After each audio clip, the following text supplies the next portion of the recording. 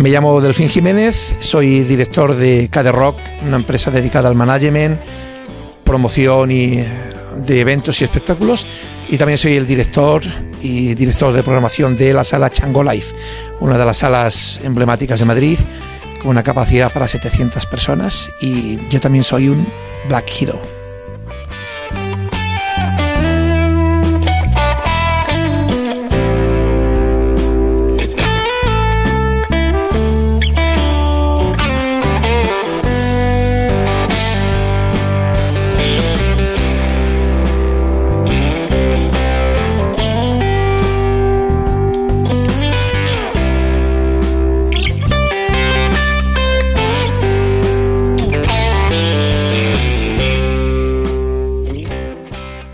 Bueno, pues yo me dediqué al negocio de la música de una manera casual, pero quizá un poco predeterminada por mi idea de ser músico. Yo empecé estudiando música y tocando un instrumento, lo que pasa que quizá no era lo suficientemente bueno. Digamos que al final, por casualidades de la vida, conocí a una banda que se llamaba Esturión y bueno, pues decidí que quería ser manager, y al final me junté con ellos, creí en el proyecto, creí que podía aportar más en la parte gris, digamos, del negocio, y la verdad que fue bien, porque ganamos un Villa de Madrid, y de ahí la carrera de ambos, digamos que surgió para arriba.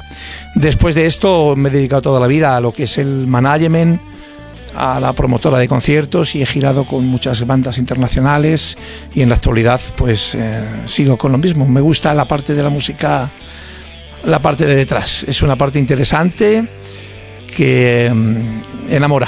Es un poco dura, a veces es ingrata, pero merece la pena, sobre todo cuando ves un concierto, cuando logras sacar a un artista hacia adelante, cuando sacas un proyecto con un disco, y cuando ves crear música desde un local de ensayo y traspasa, digamos, la frontera y llega a la gente. Eso es algo que es impagable.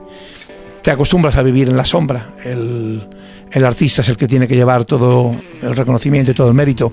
De hecho, él es el que lo hace. Y eso es básicamente mis comienzos en la música.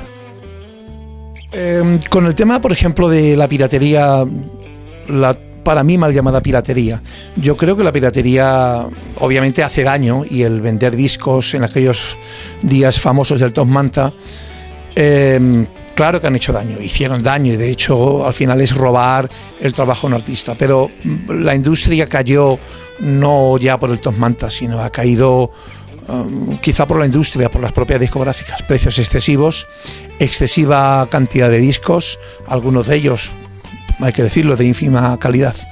Y esto también es un devenir lógico del tiempo. Es decir, en su momento teníamos los soportes analógicos, el cassette, el vinilo, y la gente, cuando estos soportes murieron, decían que se iba a acabar. No, luego vino el CD, etcétera. Lo que pasa es que ahora mismo la gente joven quiere la música en otro formato. Hemos cambiado el sistema de escuchar la música. La gente quiere la inmediatez. Queremos escuchar la música en nuestro móvil, en un iPod, queremos descarga, lo queremos en el momento. Ya no escuchamos la música como antiguamente, no estamos atados a un equipo estereofónico para escucharlo en un sillón con un equipo. Pedimos quizá a lo mejor menos calidad, pero lo queremos ahora. Quizá queremos menos calidad. Antiguamente queríamos más un disco de 10, 12 temas, y ahora queremos single, o quieren single. Esto ha hecho que la gran mayoría de los grupos ahora mismo vendan los discos en directo, lo que ha surgido a través de no comprar discos y que la gente no vaya a las tiendas. Ha implicado que la gente vaya más a los conciertos. Pero bien es verdad que los grupos cada vez venden más discos. Está demostrado que cuando alguien va a un concierto, va a ver a la banda, compra normalmente el disco. Y, por ejemplo, el directo ha hecho que resurjan formatos antiguos como el vinilo, que genera un gadget o un añadido de coleccionismo que en tema económico quizá es simbólico, porque no se venden tantos vinilos como para mantener una industria, pero hace que la gente al final quiera ir a tu concierto, quiera hacerse con tu disco, que se lo firmes.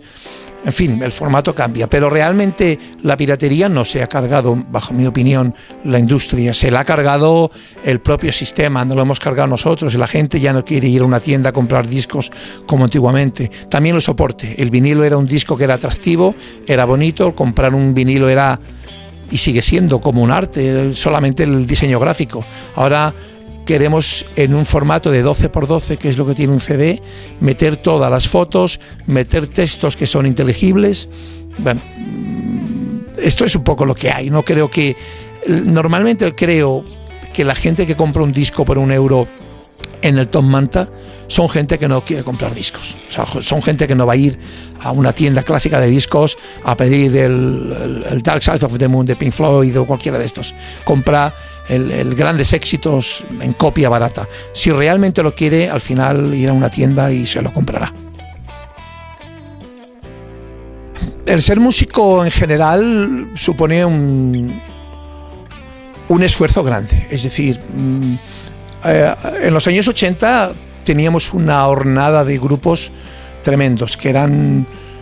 carecían muchos de ellos con las nociones básicas de tocar un instrumento, las cosas como son, pero había algo diferente. La gente tenía chispas, sacaba cosas nuevas.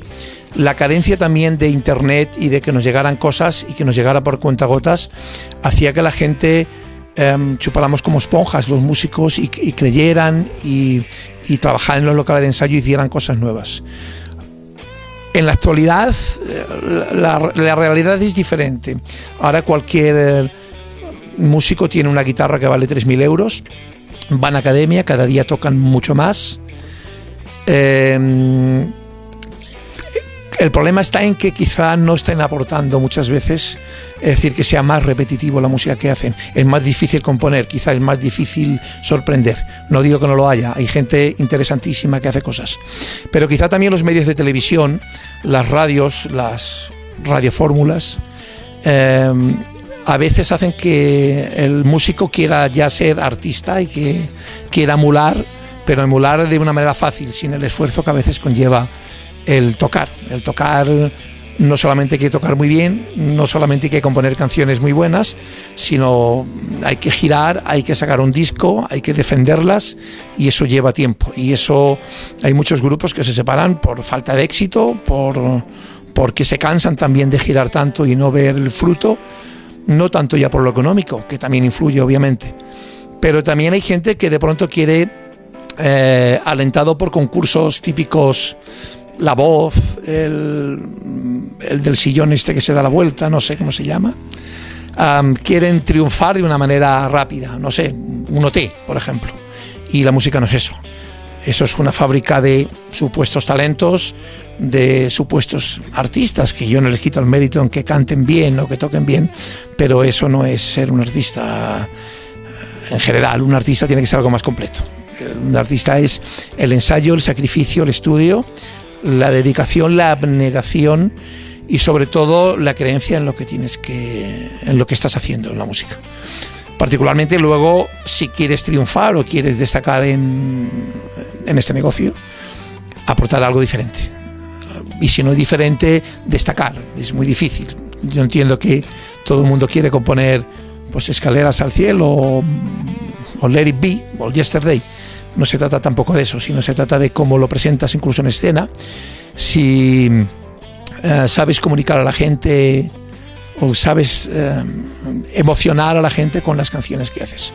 Realmente eso es lo difícil. No es tener una guitarra de 3.000 euros, no es tocar mejor que nadie, ni ir a un concurso de televisión. Al final, alguien que está demostrado, de 15 personas que van a esos concursos, quizás en el mejor de los casos uno triunfe, el resto van a pasar al olvido. El panorama musical a nivel nacional, que es un poco el que digamos más domino, dado que al final dirijo una sala de conciertos y hago muchos conciertos y estoy viendo tanto nacionales como internacionales, bajo mi punto de vista goza de buena salud el directo, lo cual no implica que esa buena salud está acompañada por los resultados a veces económicos, y por las ayudas incluso estatales. Es decir, cada vez hay más bandas, cada vez hay más salas que hacen conciertos, y la tecnología que tenemos actualmente en cualquier sala, desde la más pequeña a la más grande, es estupenda. Es decir, en los años 80 las salas teníamos unas mesas analógicas que nadie sonaba bien, y actualmente ahora mismo cualquier sala pequeña tiene una mesa digital y con un backline bastante decente. El directo funciona bien.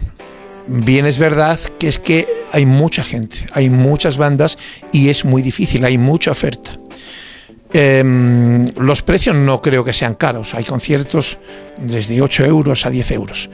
Con ello excluyo los grandes conciertos y los grandes festivales, que realmente no sé si ya son conciertos o un acto social en el que la gente paga. Bueno, no los critico, al contrario, me encantan. Pero yo no veo que esté mal. ¿Podría estar mucho mejor? Pues claro que sí, evidentemente. También un poco porque los ayuntamientos deberían ayudarnos, hablo más por lo mío, a las salas con todas las trabas que nos ponen. También las asociaciones, por ejemplo, como SGAE, cualquiera de ellos, que no ayuda a las bandas jóvenes, que al final se tienen que andar pues pagando ellos las salas, pagándose ellos la cartelería, la promoción, etcétera, etcétera, etcétera. Pero en general veo gente muy optimista. La mayoría de los grupos que veo cada vez están luchando más. Están en la filosofía del do it yourself, todo el mundo se lo tiene que hacer porque ha cambiado el sistema, las discográficas, pero cada vez veo más gente que está saliendo. Incluso hay pequeños conatos de discográficas, por ejemplo Rock Estatal, que está apostando por grupos jóvenes, algunos no tan jóvenes y que ya están consagrados, y es interesante. No soy negativo en la música va a pervivir. Va a sobrepasarnos a todos, a las salas, a los soportes físicos, digitales. La música va a estar siempre ahí. Y yo creo que aquí en España tenemos una buena colección de grupos de música de diferentes estilos, cada día más interesantes. Y de hecho, quiero recalcar, cada vez hay más grupos de chicas que están tocando, y me parece que es algo interesante señalarlo.